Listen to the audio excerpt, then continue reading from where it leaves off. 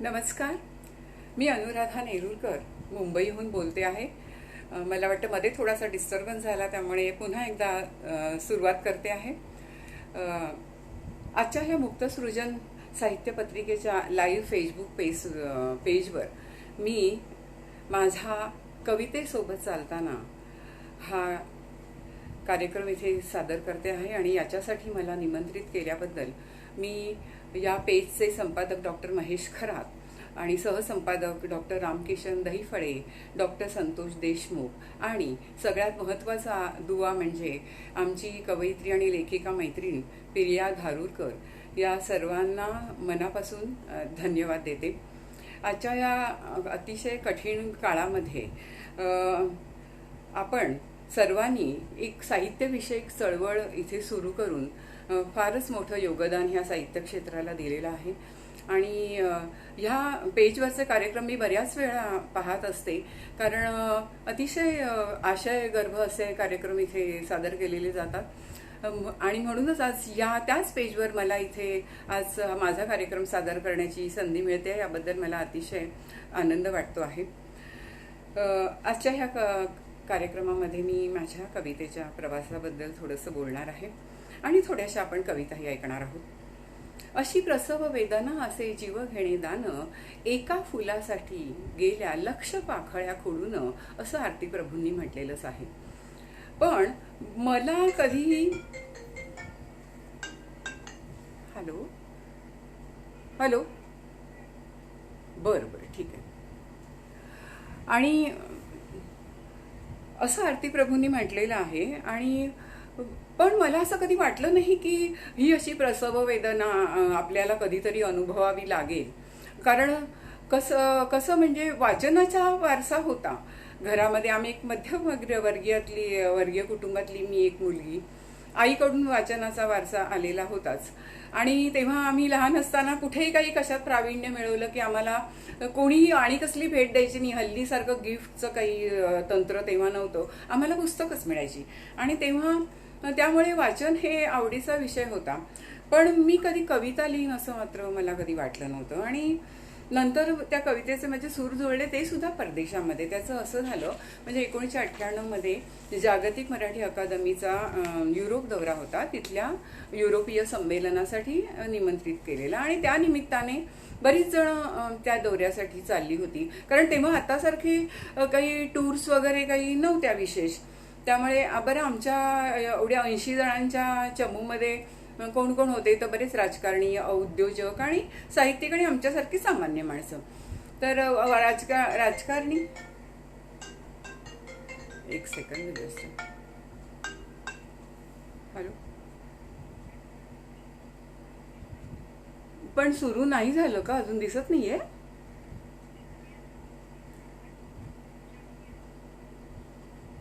Okay, पण तो video मी delete केला आणि मी नव्याने सुरू केलंय पुन्हा.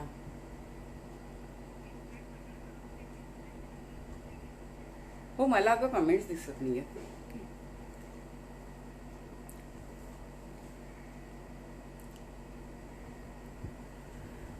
आणि अशा वेळी आमच्या मध्ये साहित्यिक कोण होते तर डॉक्टर विजया वाड होत्या, मंगला खाडीलकर होत्या, शशी भालेकर समीक्षक आणि लेखक ते होते. आज ते दुर्दैवाने आपल्यात नाहीत. आणि बरीच मंडळी होती. आणि अशा वेळेला आमच्या बसमध्ये मात्र असं वातावरण, साहित्यिक वातावरण असायचं. आणखीन दुसऱ्या बसमध्ये त्या मंडळींचा वेगळाच कार्यक्रम चालू असायचा. मग अशा वेळी काही काही गेम्स खेळताना, काही कोणी कविता सादर करताना वगैरे मला कुठेतरी लिहायची स्फूर्ती आली. आणखीन मी एक कविता लिहिली होती. ती तेव्हा बऱ्याच जणांना खूप आवडली. म्हणजे मला तेव्हा कधी वाटलंही नव्हतं की आपला कवितेचा प्रवास आता सुरू होतो आहे. आणि असं करताना म्हणजे नंतर कवितेला आपण इतकं गंभीरपणे घ्यायचं किंवा नाही, हाही प्रश्न मला कधी तेव्हा म्हणजे पडला नव्हता. की खरोखर मी कवयित्री म्हणून, म्हणजे कवयित्री हे नामाभिधान मला लावावं असं वाटत नव्हतं. त्यामुळे असं झालं की तरी मी कवितेविषयी जेव्हा विचार करते तेव्हा मला असं वाटतं की कविता म्हणजे शब्दांचं गोंधळ घेऊन, प्रतिमांचं गोंधळले होऊन संवेदनशील मनाने केलेला एक प्रतिभेचा आविष्कार असतो. आणि मला असं उमगायला लागलं की नाही, आता आपल्याला सुद्धा या कवितेची भुरळ पडते आहे. पण तेव्हा माझं वय साधारण 45 असं होतं. आणि असं वाटलं ह्या मध्यम वयामध्ये आपण कसं काय ह्या कवितेकडे वळू शकतो. पण त्याच वेळी आमच्यासोबत एक कवी होते आणि ते म्हणाले की मॅडम, तुम्ही कवितांच्या स्पर्धामध्ये का भाग घेत नाही? म्हटलं अहो, ह्या वयामध्ये काय कवितांची स्पर्धा? तर म्हणे नाही, तुम्ही येऊन तर बघा. आणि मी त्यांच्या आग्रहास्तव कवितांच्या स्पर्धामध्ये सुरुवातीलाच गेले. त्यात मला पुरस्कार मिळाला, नंतर मला पुरस्कार मिळत गेले व मी जाणीवपूर्वक स्पर्धांमध्ये भाग घ्यायला लागले. आणि मग असं मला वाटलं की नाही, आपली ही वाट आहे आणि आपण यावरून चालायचं आहे. आता कविता जर लिहायची तर तो नुसता देखावा तर नाही करू शकत. त्यावेळी मला रामदास स्वामींचे बोल आठवले की बाह्यात्कार केला अधिक, परी तो अवघा लौकिक, इथे पाहिजे मुख्य एक अंतर्निष्ठा. म्हणजे आता ह्या अंतर्निष्ठा माझी आवश्यक होती जर मला ही कविता लिहायची तर. माझा एक पहिला म्हणूनच त्या संदर्भात मी माफ करा, हॅलो, अगं माझा सेशन सुरू झालाय, तू परत एकदा जाऊन बघ ना लिंकवर.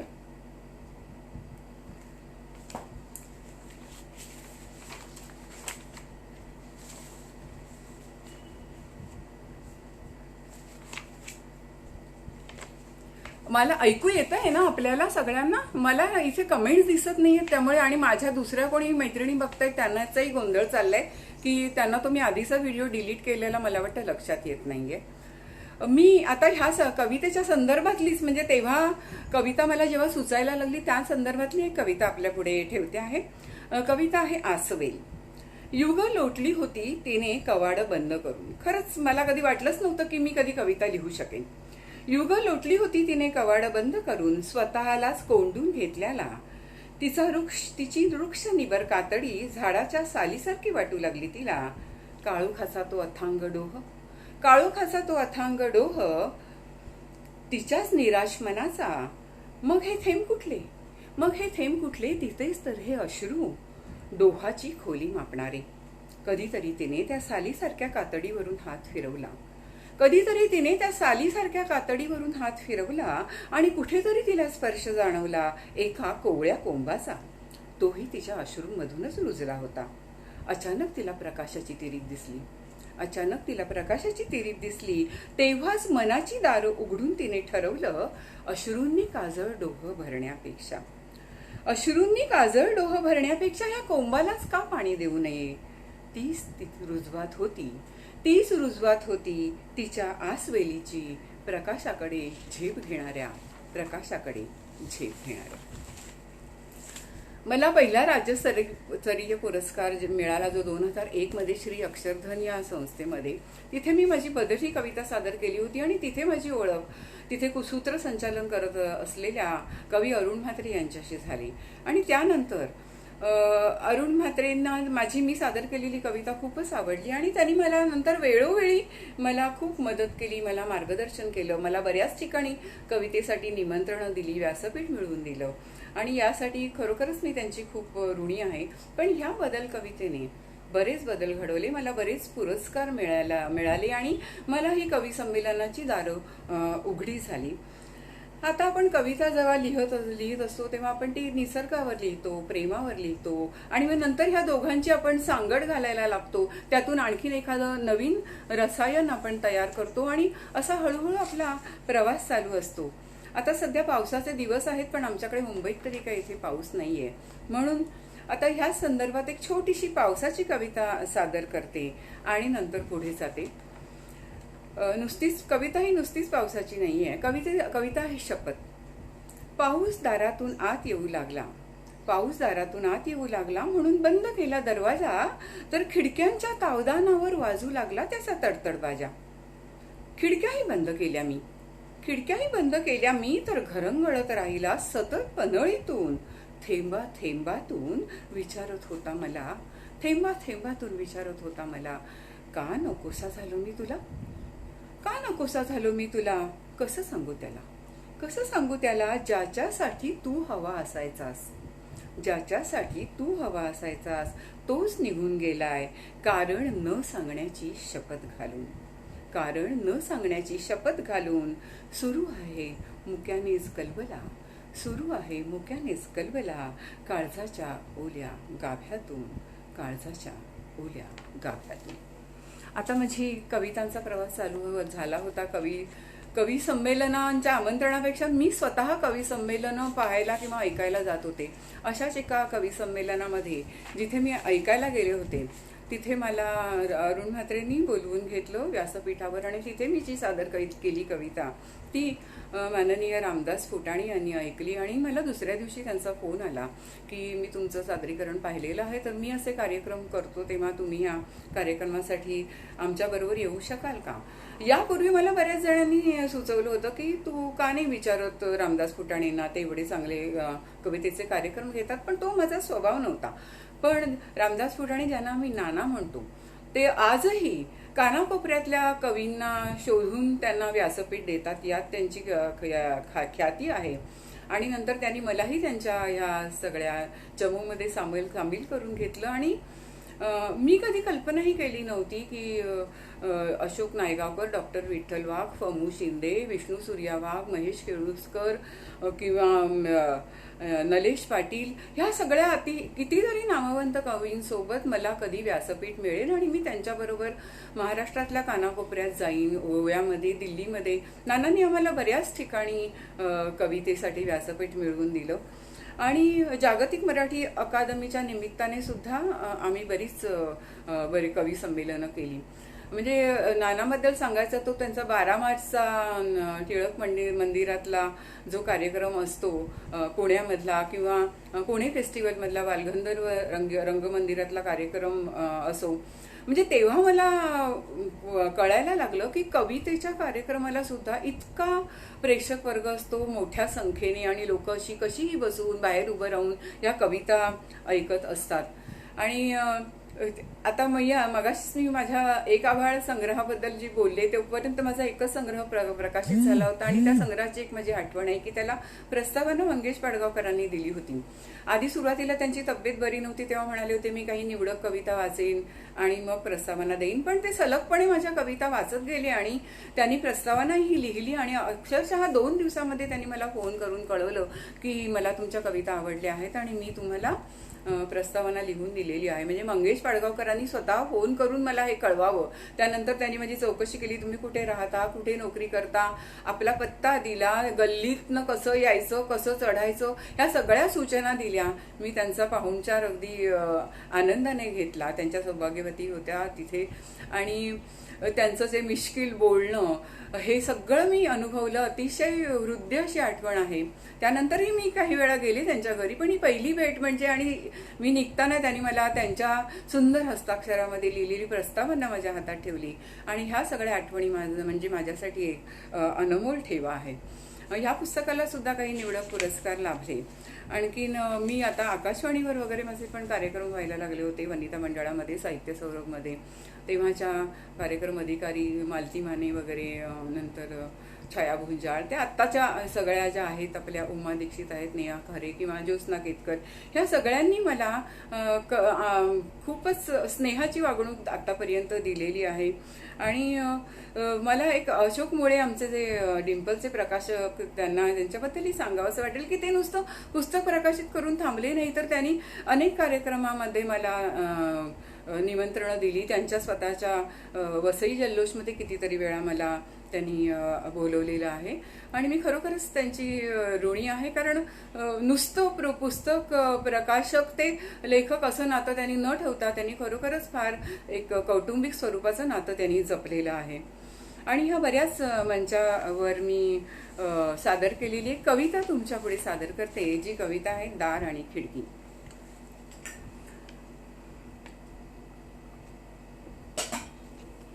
पूर्वी कसं छान होतं तुला माझं भान होतं, पूर्वी कसं छान होतं तुला माझं भान होतं, तुझ्या माझ्या मनामध्ये सताड उघडं दार होतं, त्यातूनच रोज ये जा व्हायची.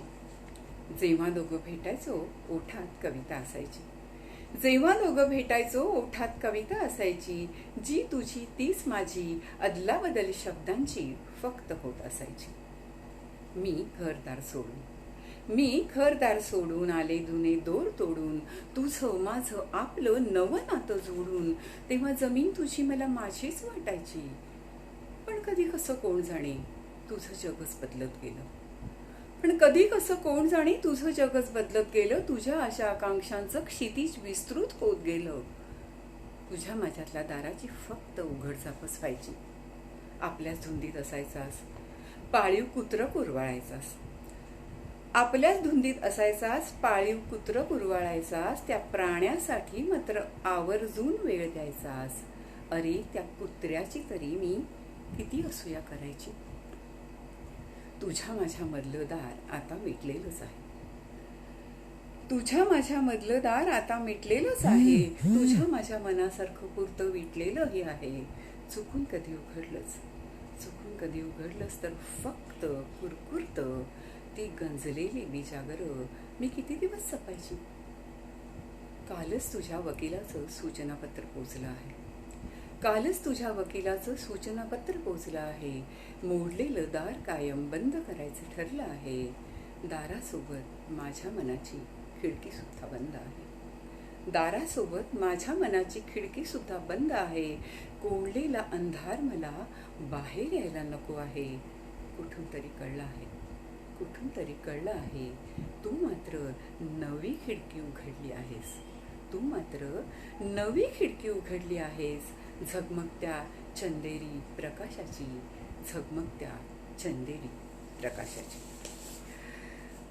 माझा दुसरा कविता संग्रह 2007 मध्ये प्रकाशित झाला आणि त्यालाही काही महत्त्वाचे मानाचे पुरस्कार मिळाले. तोपर्यंत माझं वृत्तपत्र दिवाळी अंक मासिकामध्ये लेखनसुद्धा चालू होतं. या लेखनामध्ये मी कुसुमाकर ह्या मासिकाचा मी जास्त उल्लेख करावा असा मला वाटतो आणि त्याचे संपादक श्याम पेंढारी, की माझं लेखन कुठलंही असो, ललित असो किंवा कविता, त्यांनी नेहमीच त्याला सन्मानाने आपल्या अंकामध्ये जागा दिलेली आहे. आणि दरम्यान माझा संबंध कोकण मराठी साहित्य परिषदेशी आला. पद्मश्री मधु मंगेश कर्णिक, ज्यांना मी मधुबाई म्हणतो, त्यांचा आशीर्वाद तर आमच्यावर होताच. पण त्यानिमित्ताने तेव्हाच कोमसापाचं मुखपत्र झपुर्द याचे संपादक असलेले परीन जांभळे यांचा संबंध आला आणि त्यांनी खूपच माझ्याकडनं बऱ्याच काही गोष्टी लिहून घेतल्या. वेगवेगळे प्रयोग करायला मला लावले. मुलाखत कशी घ्यायची याचं सगळं त्याबद्दल मला त्यांनी मार्गदर्शन केलं. आणि त्यांनी मला सांगितल्याप्रमाणे मी घेतलेल्या मुलाखतीमध्ये माझ्या आवडत्या मुलाखती म्हणजे मी नीरजाची घेतलेली मुलाखत, रामदास फुटाणी यांची मुलाखत आणि लेखक अनंत सामंत यांची मुलाखत. त्याबद्दलचा एक किस्सा तुम्हाला सांगावासा वाटतो मला, की अनंत सामंत आमच्या बोरिवलीतच राहतात, म्हणून ते म्हणाले नाही तुलाच त्यांचा मुलाखत घ्यायला पाहिजे. त्यांच्याबद्दल बरंच काही ऐकलेलं होतं, ते थोडेसे तापट वगैरे आहेत किंवा मला जरा भीती वाटत होती. तरी मी फोन करून त्यांना गेले तर मला अतिशय अनुभव अगदी उलटाच आला. अतिशय सुंदर आमची सगळी ती मीटिंग झाली, सुंदर मुलाखत झाली. निघताना ते मला म्हणाले, अहो तुम्हाला असं काही निघता येणार नाही, तुम्हाला मला 2 कविता ऐकवाव्या लागतीलच. तुम्हाला हा समोर सोफा आहे ना, त्यावर बसायचं, त्याला एक परंपरा आहे. त्याच्यावर बरेच नामवंत कवी बसून इथे कविता सादर करून गेलेल्या आहेत आणि आज तुमची पाळी आहे आणि तुम्ही कविता मला सादर करायच्या आहेत माझ्यासमोर. मी त्यांना कविता सादर करताना मी म्हटलं, माझी या कवितेचं नाव आहे बिरड्याला चव येण्यासाठी. ते अगदी बसलेले होते, उभे राहिले, म्हणाले काय बिरड्याला चव येण्यासाठी अशी कधी कविता असू शकते? बिरड्यावर कोणी कविता करेल यावर तर काही माझा विश्वास नाही. म्हटलं ठीक आहे, तुम्ही ऐका तर खरं. आणि त्यांना मी ती कविता ऐकवली आणि नंतर ते मला कधीही कार्यक्रमात भेटले किंवा रस्त्यात कुठेही बोरिवलीत भेटले तर मला ही बिरडवाली बाई म्हणून त्यांनी माझी ओळख ठेवलेली होती. आणि मी आता त्यातलीच एक कविता, हीच बिरड्याचीच कविता, जी बऱ्याच ठिकाणी बऱ्याच लोकांनी माझी ऐकलेली आहे आणि ती माझी नंतर ओळखच झाली. ती कविता मी तुमच्या पुढे ठेवते. बिरड्याला चव येण्यासाठी. लहानपणी आजीसोबत वाल सोलत असताना लहानपणी आजीसोबत वाल सोलत असताना मी विचारलं, का ग सोलायचे वाल? चांगले दिसतात म्हणून. चांगले लागतात म्हणून. पाण्यातला वाल सुळकन सोलताना मी ओरडली, वा काय छान दिसतोय केवड्यासारखा. आता होईल ना बिरड चवदार. न व्हायला काय झालं? बाईसारखंच असतं त्याचं. म्हणजे कळेल मोठी झाल्यावर. आजी फटकारली. बाळपण सुटल्यावर तरुणपण फुटल्यावर अन बाईपण भेटल्यावर. बाळपण सुटल्यावर तरुणपण फुटल्यावर अन बाईपण भेटल्यावर कळू लागलं, आपलं मूळ कवच फेडून मीठ मसाल्यात घोळून शिजवून घ्यायचं स्वतःला. आपलं मूळ कवच फेडून मीठ मसाल्यात घोळून शिजवून घ्यायचं स्वतःला, दुसऱ्यांनी मिटक्या मारीत ढेकर देण्यासाठी. आणि त्यांच्या गावीही नसणार ती वेदना सोलण्याची, घोळण्याची, शिजण्याची. पण कळेपर्यंत बराच काळ निघून गेलेला. एकदा आईला म्हटलं, चव येण्यासाठी फोलपट निघणं आवश्यकच असतं का गं? चव येण्यासाठी फोलपट निघणं आवश्यकच असतं का गं? म्हणाली, आपण घ्यावं तसं आहे. बीज अंकुरतानाही साल बाजूला होतच आपोआप. कशाला सोलणं म्हणावं आणि कशाला अंकुरणं हे आपण ठरवायचं असतं. यालाच जगणं म्हणतात. नाहीतर समर्पण असं गोंडस नावही देता येतं याला. पण करावंच लागतं सारं बिरड्याला चव येण्यासाठी. साधारण 2009च्या दरम्यान मी इन्कम टॅक्स डिपार्टमेंटमध्ये काम करत होते. आणि काही वर्ष शेवटची बरीच वर्ष मी आमच्या इन्कम टॅक्सच्याच ट्रेनिंग सेंटरमध्ये मी अध्यापनाचं काम करत होते. तिथेच माझे सहकारी म्हणून भगवंत नार्वेकर जे संगीतकार आहेत, त्यांची आणि माझी ओळख झाली. आम्ही दोघं एकाच केबिन मध्ये बसत होतो. आणि त्यांनी माझी गाण्याच्या जगाशी ओळख करून दिली. माझ्याच कवितांची नंतर गाणी झाली. माझे 2 अल्बम प्रकाशित झाले, गाण्यांचे, कवितेचे अल्बम झाले. आणि त्यानंतर मी बऱ्याच अल्बमसाठी लिहू लागले. काही अल्बमसाठी मी निवेदन केलं.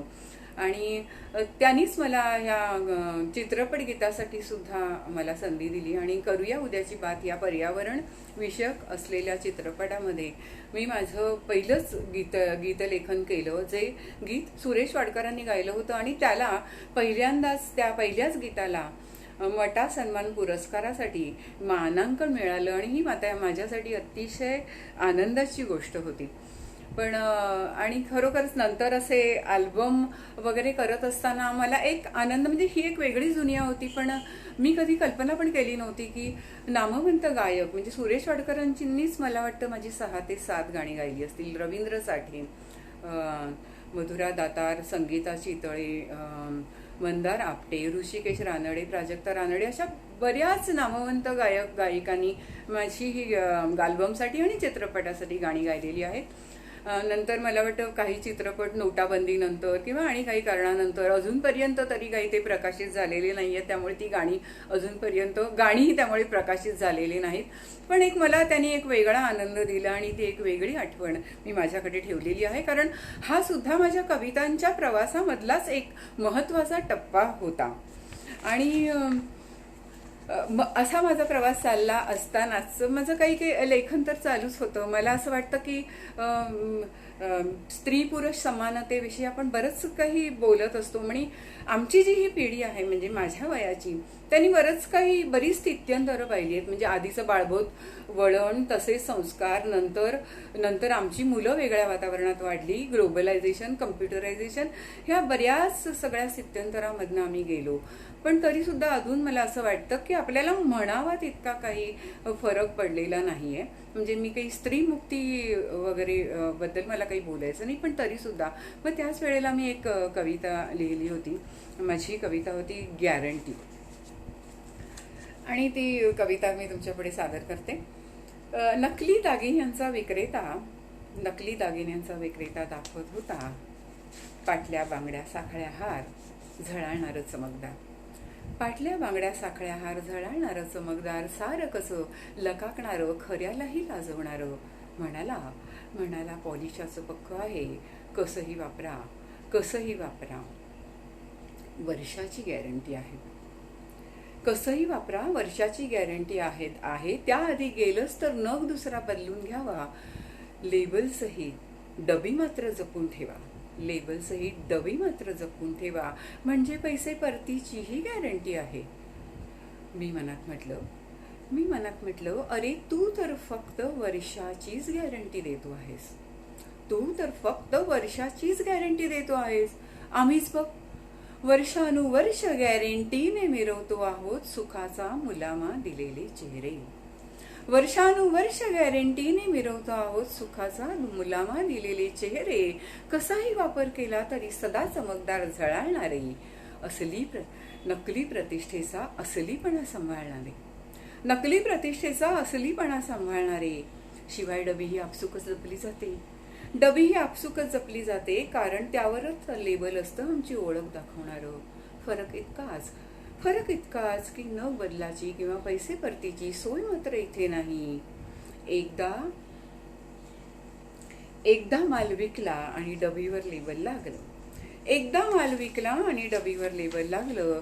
की गॅरंटी फक्त पितळ उघडं न पाडण्याची वर्षानुवर्ष.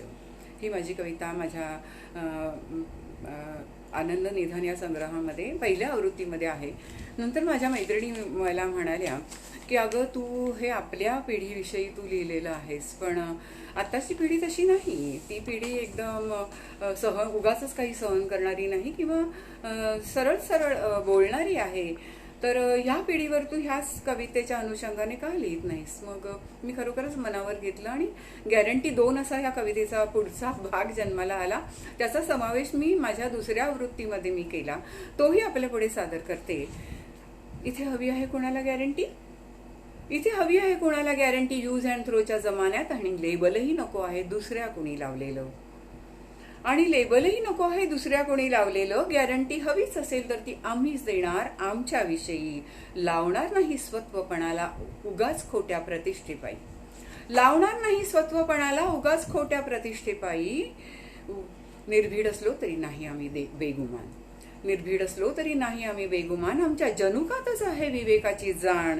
जगाला जोखतो आम्ही लावून बुद्धीचे निकष. शिवाय अनुभवाच्या पत्थरावरच आजमावतो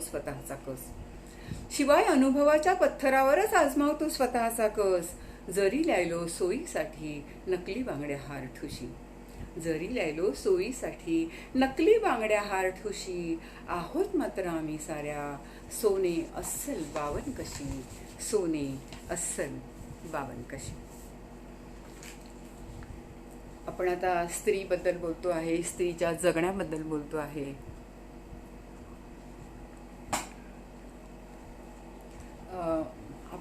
आपण स्त्रियांना मॅनेजमेंट गुरु असं म्हणतात. मला वाटतं त्यासाठी त्यांना कुठल्या प्रशिक्षणाची शिक्षणाची वगैरे काही आवश्यकता लागत नाही.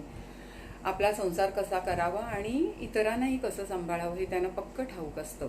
म्हणजे कुठे मोकळं व्हावं आणि काय मुठीत बंद ठेवावं याचं गणित त्यांना व्यवस्थित जमलेलं असतं. आणि त्याच्यावरच एक लिहिलेली मी कविता आपल्या पुढे सादर करते. आणि ह्या कवितेला गणिताच्या सूत्राचा संदर्भ आहे. कविता आहे कंस. मी आखून घेतला आहे कंस स्वतःभोवती. तुला त्या कंसाबाहेर ठेवूनच मी गुणत राहते आनंदाला, भागत जाते दुःखाला. बेरजा मांडते सुखाच्या क्षणाच्या आणि वजा करत जाते खंत अपमान अवहेलनेला. हे सारं मी करत राहते त्या कंसाच्या आतच. त्या कंसाचे घात बदलत असतात वर्गाच्या आणि घनाच्या पटीत. मी त्यातच बंदिस्त करत जाते स्वतःला माझ्या मी ठरवलेल्या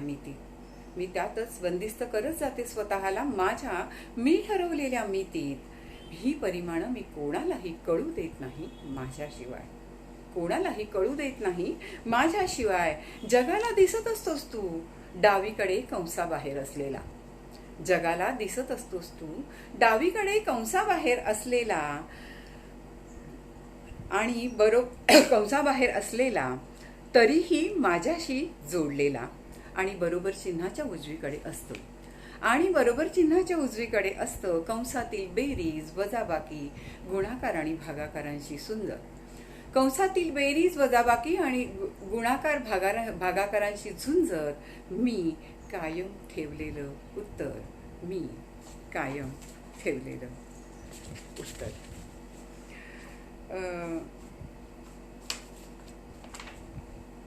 आपल्या समाजामध्ये गेल्या काही वर्षांपासून एका नव्या घटकाची निर्मिती झालेली आहे आणि तो घटक म्हणजे परदेशस्थ मुलांच्या पालकांचा. मला वाटते आज ऐकत असणाऱ्या पण बऱ्याच जणांमध्ये यातील काही मंडळी असतील आणि ही मुलं परदेशामध्ये आहेत आणि हे पालक इथे आणि त्यांचे आपसात संबंध कसे असतात. म्हणजे मीही त्या वर्गातली एक आहे म्हणून मला दोन्ही बाजू मला ठाऊक आहेत आणि म्हणूनच या अशा संबंधावर मी एक कलम नावाची मालिका मी लिहिते आहे आणि त्यातलीच मी एक कविता आपल्यापुढे ठेवते. कविता आहे कलम. हे कलम आहे आपण झाडांवर जे कलम करतो त्यातलं कलम. आमच्या रक्तामासात रुजवलेली आमची रोपटी, आमच्या रक्तामासात रुजवलेली आमची रोपटी आम्हीच कलम करून पाठवतो परदेशात, आम्हीच कलम करून पाठवतो परदेशात, उच्च शिक्षणाच्या उच्च राहणीमानाच्या स्वप्नात गुंडाळून, उच्च शिक्षणाच्या उच्च राहणीमानाच्या स्वप्नात गुंडाळून बहरतात ती तिथल्याच ऋतूंसोबत, वाढतात आपल्या फांद्या विस्तारीत, आम्ही दुरूनच न्याहाळत राहतो त्यांचा फुलोरा, आम्ही दुरूनच न्याहाळत राहतो त्यांचा फुलोरा, कलम केलेल्या उघड्या जखमांवर फुंकर घाली, कलम केलेल्या उघड्या जखमांवर फुंकर घाली. त्यांना मानवू लागते तिथलेच हवा पाणी, त्यांना मानवू लागते तिथलेच हवा पाणी आणि त्यांची मुळं हिजवून धरू लागतात तिथल्याच मातीत. आमची मुळं मात्र जखडून राहतात इथल्याच मातीशी. खोड शुष्क होऊ लागलं तरी, खोड शुष्क होऊ लागलं तरी पुन्हा वसंत फुलणार नाही या झाडावर हे कळून चुकतं आम्हाला, पुन्हा वसंत फुलणार नाही या झाडावर हे कळून चुकतं आम्हाला आणि आम्हीही आमचे ऋतू जुळवू लागतो त्यांच्या ऋतूंसोबत, आम्ही आमचे ऋतू जुळवू लागतो त्यांच्या ऋतूंसोबत परदेशी वाऱ्या करीत. आम्हाला सुख मिळतं त्यांचा वसंत अनुभवल्याचं, आम्हाला सुख मिळतं त्यांचा वसंत अनुभवल्याचं आणि त्यांनाही समाधान इथल्या मातीशी इमान राखल्याचं, इथल्या मातीशी इमान राखल्याचं.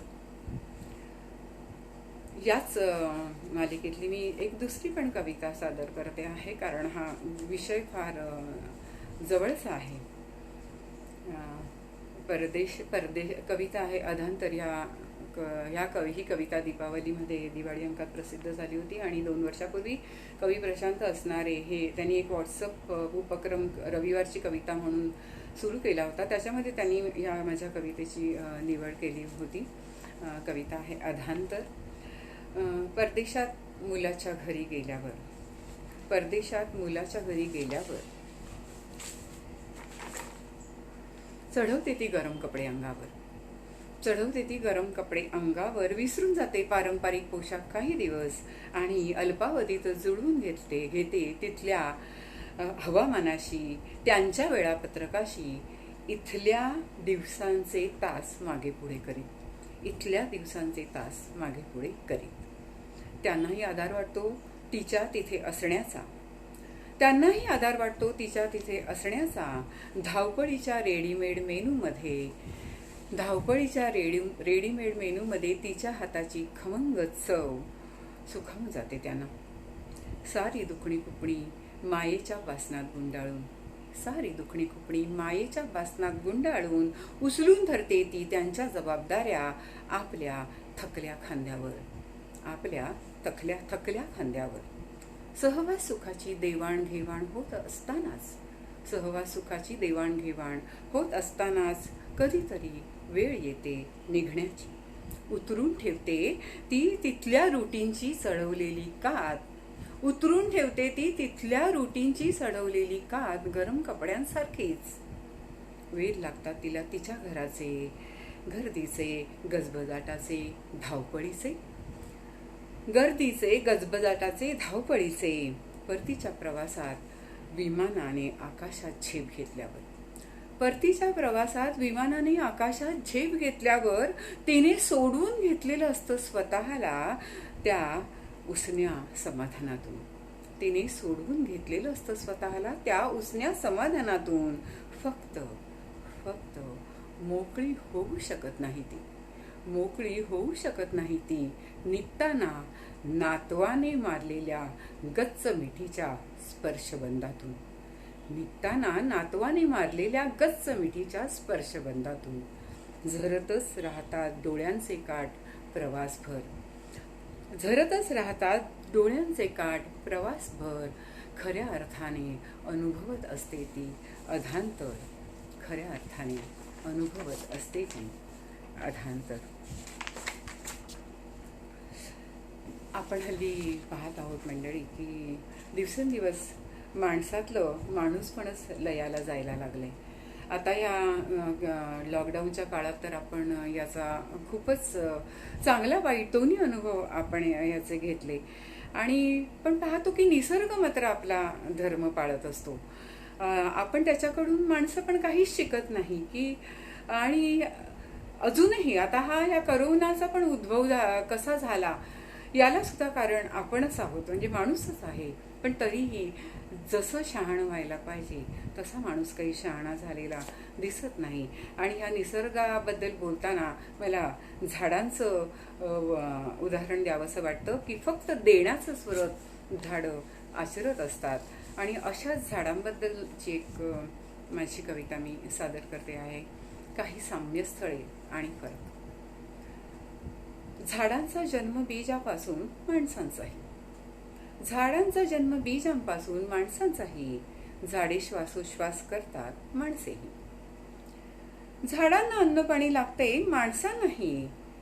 झाडे प्रकाशाच्या शोधात वाढतात उंच, माणसे प्रकाशाच्या शोधात फिरतात खूप. पण वाढतातच असं नाही, पण वाढतातच असं नाही. झाडांना असतात शाखा उपशाखा, ती फुलतात, बहरतात, फळांनी लगडतात, हिरव्यागार ऋतू समृद्ध होतात. स्वतःकडे काहीही राखून न ठेवण्याचा धर्म जोपासत, स्वतःकडे काहीही राखून न ठेवण्याचा धर्म जोपासत. आणि हे सारं घडत असताना त्यांची मुळं मात्र खोलवर रुजत जातात. वाढत्या डोलाऱ्याला आधार हवा म्हणून, वाढत्या डोलाऱ्याला आधार हवा म्हणून. माणसंही वाढवतात आपला पसारा, आपल्या शाखा उपशाखा, होतात समृद्ध लौकिकाने वैभवाने, साठवतात पुंजी, कधी कधी पुढच्या 5 पिढ्यांसाठी सुद्धा. केवळ हव्यासाने, केवळ हव्यासाने. पण हे सारं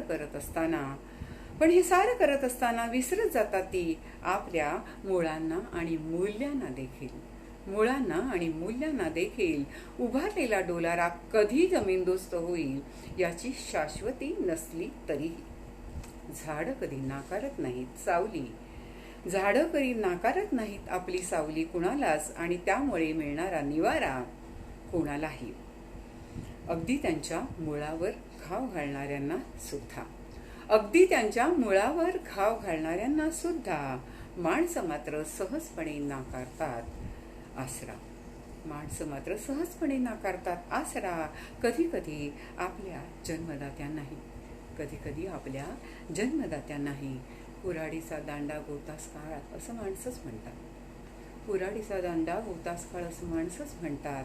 पण विसरतात सोयीस्करपणे तो दांडा झाडाचा असला तरी हात, त्याला काळ ठरवणारे हात माणसाचेच असतात, त्याला काळ ठरवणारे हात माणसाचेच असतात. मला वाटतं मगासपासून मी माझ्या कवितेच्या प्रवासाविषयी बोलते आहे आणि मला आता माझ्या बदलत गेलेल्या कवितेविषयी पण बोलायचं आहे. की बऱ्याच वेळा माझी कविता मला माझं सुचणं, माझं लिहिणं किंवा त्याच्या काही टिप्पणं करून ठेवणं याची जागा म्हणजे माझा रेल्वे प्रवास असायचा. मी उपनगरात राहते आणि मला शहरामध्ये नोकरीला जायला लागायचे. जाणं येणं मिळून साधारण 2 ते 2.5 तासाचा प्रवास. याच्यामध्ये माझं निरीक्षण आणि मला आलेले अनुभव किंवा मला मिळालेला वेळ याच्यामध्ये मला बरेच काही गवसत गेलं. माझ्या जाणीवा समृद्ध व्हायला लागल्या आणि माझी कविता हळूहळू बदलायला लागली. म्हणजे त्याच्यामध्ये बरीचशी म्हणजे थोडी मॅच्युरिटी यायला लागली असं मला वाटतं. म्हणजे मी कविता लिहित असताना माझं वय मॅच्युअर होतं, पण मला कवितेचा अनुभव कमी होता. पण मला कवितेचं नंतर तंत्र उमजायला लागलं, गवसायला लागलं आणि त्याप्रमाणे मी कविता लिहायला लागले. म्हणजे मला नेहमी माझी आई म्हणायची की तुझा मला पहिला कविता संग्रह जास्त आवडतो. पण मला अजूनही, मी जेव्हा स्वतः माझ्या 2 कविता संग्रहांकडे पाहते तेव्हा मला असं अजूनही वाटतं की नाही, ते अजूनही चांगले व्हायला हवे होते.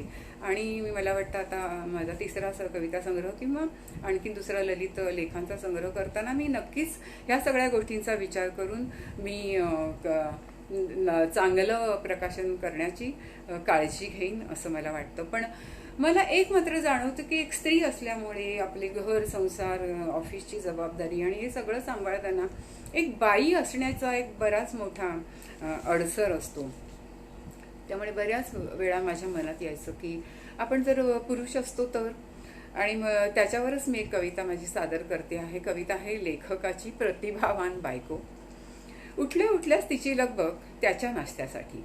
उठल्या उठल्यास तिची लगबग त्याच्या नाश्त्यासाठी. तो वाघ घेऊन आल्यावर त्याला सणकून भूक लागते म्हणून. मनात आकारत असते तिच्या एक हळवी तरल कविता, जी तडतडते फोडणीतल्या राईसोबत. प्रतिमांचा कडीपत्ता क्षणात चुरचुरतो. आपला गंध तेलात मिसळत जुळलेल्या छंदबद्ध ओळी समर्पित होतात हिंगाच्या चिमटीसोबत खमंग स्वादासाठी. भरपेट नाश्ता झाल्यावर तो बैठक मारतो लिहिण्यासाठी. स्वयंपाक करताना ती आतबाहेर करतच राहते, आलं गेलं पाहत त्याला डिस्टर्ब होऊ नये म्हणून. कांदे चिरत असतात तिच्या डोळ्यातून नव्या कल्पनांच्या सुचलेल्या ओळी. आणि ती वाट करून देते मूकपणे तिच्या गृहीत धरण्याला. साग्र संगीत भोजन झाल्यावर तो वळतो वामकुक्षीकडे. ती भांडी विसळताना स्वच्छ करू पाहते मनात धुमसणाऱ्या असंतोषाचं खरकट, जे साचतच असतं नियमितपणे. किचनमधून घामेजल्या शरीराने बाहेर पडताना थकलेली असतात तिचे गात्र. विश्रांतीसाठी पाठ टेकताच कविता थिजून जाते पापण्याआड. सगळ्या प्रतिमा कल्पनांसहित तिच्याच नकळत तिला जाग येते तेव्हा तो असतो पुन्हा लेखन समाधीत. एकीकडे तिची चाहूल घेत वाफाळलेल्या गरम चहासाठी. ती पुन्हा किचनमध्ये मनात उसळणाऱ्या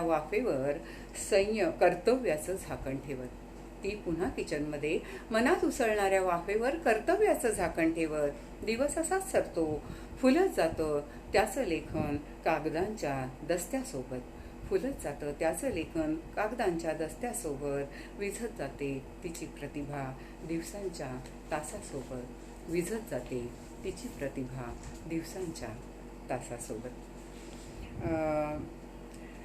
मी ह्या कवितेच्या प्रवासात बरेच अनुभव घेतले, काही चांगले, काही वाईट. तसं मला कुठेही लेखनाचा वारसा मात्र माझ्याकडे नव्हता. फक्त वाचनाचा वारसा होता मगाशी मी सांगितल्याप्रमाणे. पण ह्या वाचनाच्या संस्कारांना कुठेतरी दुमारे फुटू लागले आणि मी ह्या वाटेकडे वळले असं मला वाटू लागलं. आणि आज मला असं वाटतं की नाही, आपलं ह्या कविता लिहिणं हे खरोखरच आपला हा प्रवास होता आणि तो त्या अनुषंगानेच आता आपल्याला पुढे जायला पाहिजे. आणि ह्या सगळ्या कवितांचे अनुभव घेत असताना किंवा कविता सादर करण्याचे अनुभव घेत असताना की मला बरीच चांगली माणसं भेटली इथे. काही वाईट अनुभवही आले, पण त्याचा आपण इथे उल्लेख न केलेला बरा. बऱ्याच वेळेला सादरीकरण चांगलं म्हणून आमंत्रणं येत गेली आणि बऱ्याच वेळा ह्याच एका कारणासाठी आमंत्रणं डावलली सुद्धा गेली. हा पण मी अनुभव घेतला. मला आमचे कविमित्र सतीश होळांकुरकर यांचा सुद्धा एक उल्लेख करावा असा वाटतो की त्यांच्यामुळे त्यांचा माझा स्नेह चांगला आहे, या कवितेमुळे जुळलेला आहे. त्यांच्यामुळेच कवी ग्रेसांशी माझी अगदी छोटासा त्यांच्याशी एक अनुबंध जुळला. त्यांच्या भेटीची एक आठवण, म्हणजे त्यांच्या आठवणीवर मी एक ते गेल्यानंतर एक लेख लिहिला होता आणि तो विशाखामध्ये तो प्रकाशित सुद्धा झालेला होता. आणि ती एक अतिशय अविस्मरणीय आठवण मला ह्या कवितेच्या प्रवासानेच दिली, त्यामध्ये भेटलेल्या माणसांनी दिली. आजही या कवितेच्या संदर्भात जी काही मित्रमंडळी मैत्रिणी मला भेटत आहेत, जे काही उपक्रम चालत आहेत, ते अतिशय स्तुत्य आहेत आणि त्यामुळे मला खूप आनंद मिळतो आहे. आणि मला एक सांगायचं आहे की बायकांचं शोषण होतंय, म्हणजे मी स्त्रीवादी कविता लिहित नाही असं मला वाटतं. म्हणजे विष्णू सूर्यवाघ नेहमी मला म्हणायचे की तुमची कविता ही स्त्री संवादी आहे, आणि मला असं वाटतं की खरोखरच माझी कविता स्त्री संवादी आहे. जे आहे तसं मांडण्याचा माझा स्वभाव आहे लिहिताना सुद्धा. आणखीन मला असं म्हणायचं नाहीये की स्त्रीचं शोषण झालेलं नाही किंवा होत नाही, पण केवळ तेच समाजात होत नाही ना, की स्त्रियांना आज कितीतरी मार्ग दाखवणारे कितीतरी पुरुषच होऊन गेले, आणि आज त्यांची मी कोणाचीच नावं आता इथे घेत नाही, पण आज त्याच्यामुळेच आम्ही आज एवढ्या मोकळ्या आहोत, तुमच्या समोर इथे आहोत. आपण सगळेजण ह्या सगळ्या साहित्याचा आस्वाद घेतो आहोत किंवा इतरही अनेक अतिशय उत्तम कामं करतो आहोत. म्हणून मला असं वाटतं की केवळ अशा गोष्टींवर भर न देता की आपल्याला जे काही चांगलं मिळते आणि आपल्याला पुरुषांनी किंवा माणसांनी जे काही चांगलं दिले त्यासाठी आपण नेहमीच कृतज्ञ राहायला हवं. माझ्या कवितेमध्ये मी इथे माणसाऐवजी मी देवाचाच उल्लेख केलेला आहे. मला वाटतं की मी आता ही वेळ आपली होत आलेली आहे. मी आता ही माझी शेवटची कविता इथे सादर करते आणि नंतर मी थांबते. माझी कविता आहे आनंद निधान, जे माझ्या कविता संग्रहाचं नाव सुद्धा आहे. कवी फमू शिंदे यांनी या माझ्या प्रस्तावनेमध्ये या कवितेविषयी फार सुंदर लिहिलेलं आहे. म्हणजे मला सुद्धा त्या अंगाने ही माझी कविता जशी वाटली नाही तशी त्यांनी एका वेगळ्या अंगाने तसं विश्लेषण केलेलं आहे. कविता आहे आनंद निधान. आनंदाचा ठेवा मागायला गेले होते देवाकडे, आनंदाचा ठेवा मागायला गेले होते देवाकडे. त्याने हातात ठेवला एक प्याला, दुःखाने काठोकाठ भरलेला, दुःखाने काठोकाठ भरलेला. म्हणाला यातील एकही थेंब न सांडता, यातील एकही थेंब न सांडता, आणि ओठांवरचं हसू न ढळवता पृथ्वी प्रदक्षिणा केलीस की आलंच समज आनंद निधान तुझ्या हातात. तेव्हापासून मी फिरतेच आहे, तेव्हापासून मी फिरतेच आहे तो प्याला हातात घेऊन, त्यातील एकही थेंब न सांडता आणि ओठावरचं हसू न ढळवता. आता पाय थकले म्हणून तो प्याला घेऊन परत करायला गेले आणि म्हणाले तुझ्या आज्ञेप्रमाणे वागताना आयुष्य सरलं माझं, तुझ्या आज्ञेप्रमाणे वागताना आयुष्य सरलं माझं. पण तो आनंदाचा ठेवा काही हाती आला नाही. तर म्हणाला तुम्हा बायकांचं दुःख न सांडता हसू सांडणं, दुःख न सांडता हसू सांडणं आणि पृथ्वीसारखे साऱ्यांचे अपराध पोटात घेऊन आयुष्याची प्रदक्षिणा पूर्ण करणं, हेच तर खरं आनंद निधान, हेच तर खरं आनंद निधान, जे आम्हा देवांनाही जमत नाही, जे आम्हा देवांनाही जमत नाही. मला वाटतं आता मी थांबते. धन्यवाद सर्व आयोजकांचे, माझ्या उपस्थित असलेल्या सर्व मैत्रिणींचे. मला इथे कुठल्याही कमेंट्स दिसत नव्हत्या, त्यामुळे मला कोण इथे उपस्थित राहिले होते की ते मला कळलं नाही शेवटपर्यंत. तरीही ज्यांनी या कार्यक्रमाचा आस्वाद घेतला त्या सर्वांना मी मनापासून धन्यवाद देते. पुन्हा एकदा सर्व आयोजकांना धन्यवाद देते आणि इथेच थांबते.